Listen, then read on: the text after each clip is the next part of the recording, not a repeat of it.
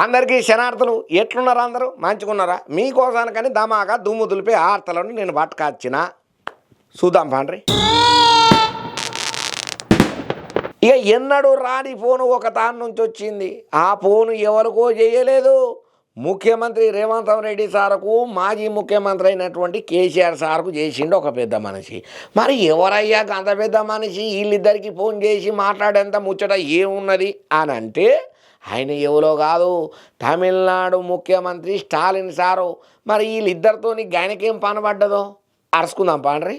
డిలిమిటేషన్కు వ్యతిరేకంగా Tamil Nadu CM DMK chief Stalin ఇంకో కీలక నిర్ణయం తీసుకునడంలా కేంద్రం డీలిమిటేషన్ ప్రవేశపెడితే తమ హక్కులను కాలరాస్తారని చెప్పి రాష్ట్రాల్లో ఉన్నటువంటి ఎంపీ సీట్లు తగ్గుతాయని చెప్పి స్టాలిన్ సార్ ఆరోపిస్తున్న ముచ్చట మన అందరికి ఎరికైనదే. ఇక జనాభా నియంత్రణలో మెరుగ్గా వ్యవహరణ చేసినటువంటి దక్షిణాది రాష్ట్రాలకు తీరని నష్టం జరుగుతుందని చెప్పి స్టాలిన్ సార్ చెప్తున్నాడు అయ్యా.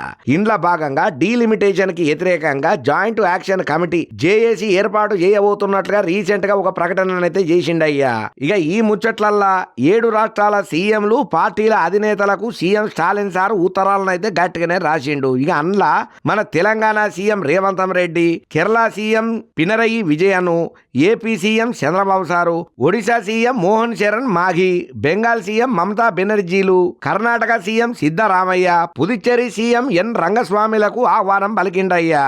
ఇక అదే విధంగా వైఎస్ఆర్సీపీ పెద్ద జగనన్నకు, బీఆర్ఎస్ అధినేత కేసీఆర్ సార్కు, MIM, CPM, CPI, Telangana, AP Congress, TDP, Janasena chief deputy CM Pawan Kalyan, Punjab, West Bengal, Odisha రాష్ట్రాల్లో ఉన్నటువంటి పలు పార్టీల చీఫ్లకైతే ఉత్తరాలు బాగానే రాసిండయ్యా ఓపిక చేసుకొని. మార్చి 22వ తారీఖున చెన్నైలో మొదటి జేఏసీ సమావేశం ఏర్పాటు చేయబోతున్నట్లుగా చెప్పుకుంటా వచ్చిండు. మీరంతా జేఏసీల చేరాలని చెప్పి పార్టీల ముఖ్య నేతలకు ప్రతినిధులుగా ఈ సమావేశానికి పంపాల్సిందిగా కోరిండయ్యా. ఇక ఈ ముచ్చట్లన్నిటినీ సీఎం స్టాలిన్ సార్ ఎక్స్ వేదికగా చెప్పుకుంటా వచ్చిండు. మరి ఏమో మరి ఉత్తరాలు అయితే బాగానే రాసిండు కానీ పోయే వీళ్ళు అందరికి ఉండాలి కదా, పోతారో లేకపోతే తిరస్కరణ చేస్తారో మనకు మాత్రం ఏం తెలుసు.